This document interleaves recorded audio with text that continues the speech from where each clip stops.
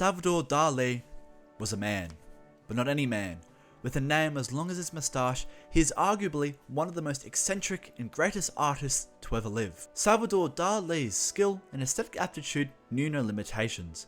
The artist continued to excel in his inventiveness regardless of whether he tried his hand at painting, drawing, photography, sculpture, writing, cinema, or occasionally jewellery. The very innovative, outgoing and quirky artist did, however, find substantial economic success in, out of all things, his own line of Christmas cards, which may come as a surprise to some. In the late 1940s, American greeting card manufacturer Hallmark started printing copies of modern artists' artwork on its Christmas cards, a project that was spearheaded by the business's founder Joyce Clyde Hall. Hall, a lover of art, put the works of El Greco, Vincent van Gogh, Paul Gauguin, Pablo Picasso and Paul Cézanne on Hallmark Christmas cards. Sharing artistic treasures with regular Americans was Hall's laudable goal, and therefore Hall writes in his memoirs, quote, "So through the unsophisticated art of greeting cards, the world's greatest masters were shown to millions of people who might otherwise not have been exposed to them." By 1959,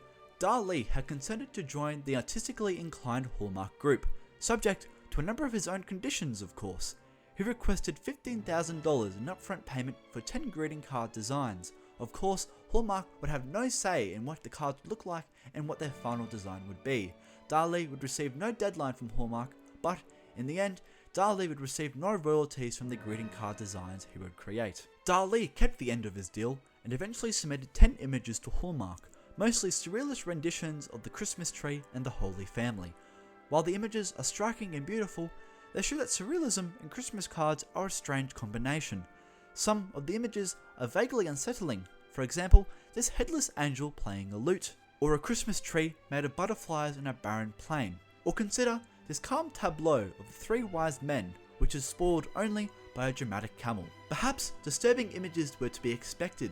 It is Salvador Dalí, after all, the most surreal of the surrealist painters to ever live. The goal of surrealism, of course, which is not often associated with Hallmark, was to liberate the creative power of the subconscious by upsetting the conscious mind by contrasting absurd ideas and imagery. In the end, only 2 of the 10 designs in Hallmark's opinion appealed to the general audience.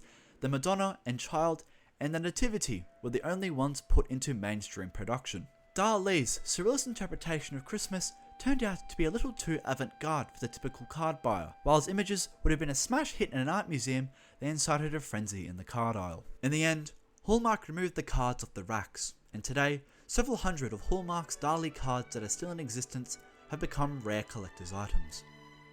This has been me, Jack, and if you've got the hookup, if you've got a Dalí card in your possession right now, I'll give you anything for it.